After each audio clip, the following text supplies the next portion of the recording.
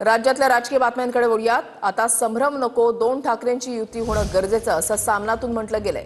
ठाकरेंची शिवसेना आणि मनसेच्या युतीवर सामनाच्या रोखठोकमधून भाष्य करण्यात आलेले आहे। फडणवीस शिंदेंबरोबरच्या भेटीवर राज ठाकरे संभ्रम दूर करतील असं सामनातून म्हटलं गेलंय।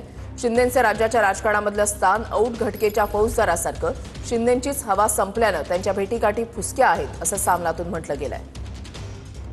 काय म्हटलेलं आहे सामनामध्ये पाहूयात। फडणवीस शिंदे राज ठाकरे यांच्या निवासस्थानी चहापानाला जातात। राज ठाकरे त्यांचं स्वागत करतात।